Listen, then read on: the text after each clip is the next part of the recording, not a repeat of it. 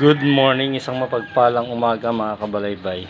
Ayan, nandito tayo sa taas at tinitingnan natin tong ating mga tinanim nung isang araw, yung ating tawag dito, yung ating okra. Ayan, medyo huli yung isa kasi inihabol na lang natin yan. Tapos may tanim din dito ng tanglad.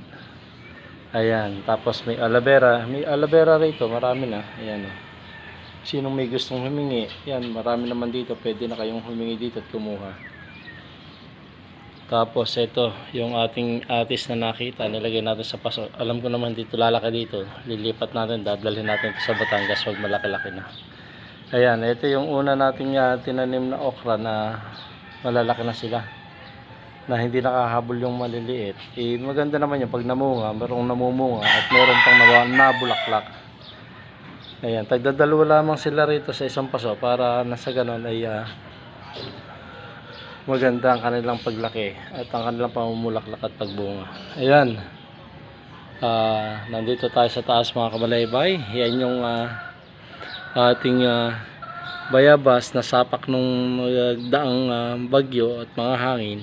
Lumakas ang hangin kaya nasapak yan, no? Yung parteng yan. Tapos yung guyabano ganun din, nasapak.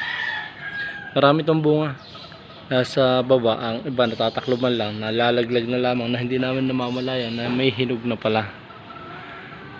Ayan, tayo nandito sa taas at tayo papakain ng ating alaga. Ayan, napakaganda ng sikat ng araw mga kabalaybay. Ang ganda ng kalangitan, ang ganda ng sikat ng araw, ang ganda ng mundo. Ayan.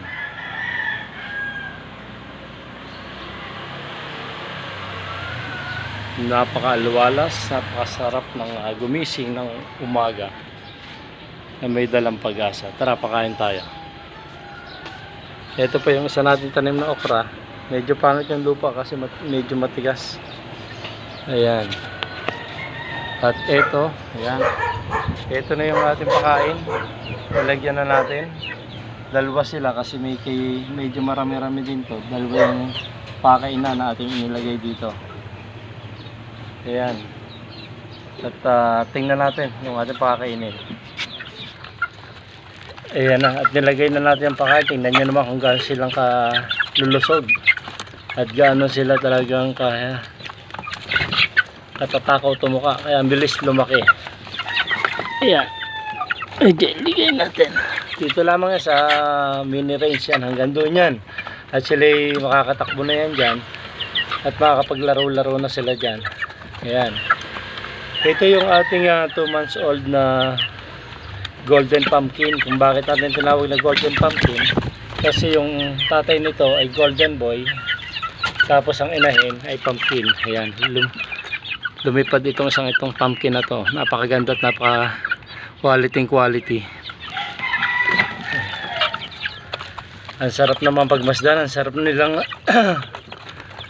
tingnan habang nagkakape o nagpapatuka tayo na ganyan ka-healthy yung ating alaga. Lalagyan na rin natin sila ng tubig. Tubig muna ngayon, di tayo nakabili ng Vitamin Pro na ating ginagamit lagi. Pag tayo ay magpapainom at simula nung maliit sila hanggang sa ngayong paglaki, yun ang ating ginagamit. Vitamin Pro powder. Sa ngayon, naubusan tayo, bibili tayo. Maya-maya, ayan. Kung may mag-sponsor naman, mga gawa ng bottle cap, pwede naman po tayo. Ayan.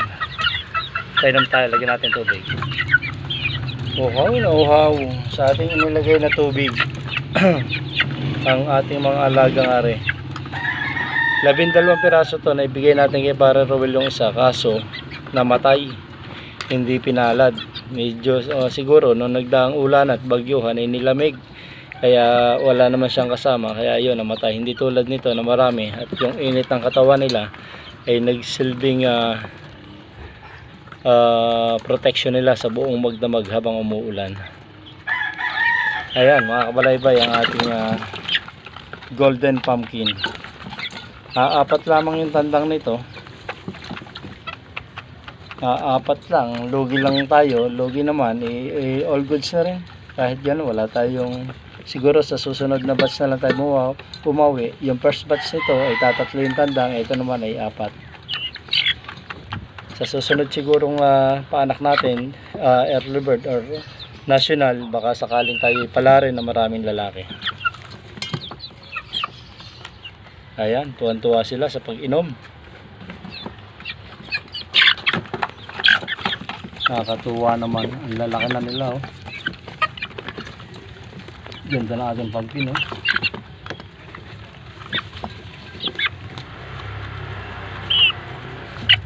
Lalagyan ulit natin yan. Siguro kulang sa kanila yan sa tubig na yan. Lalagyan ulit natin yan. Lagi natin silang inuunang pakainin dito bago natin pakainin yung malalaki.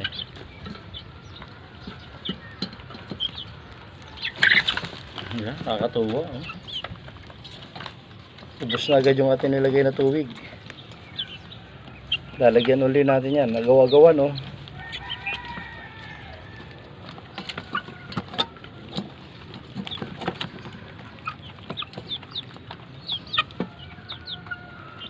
Lagyan ulit natin. Palitan natin ulit ang tubig yan.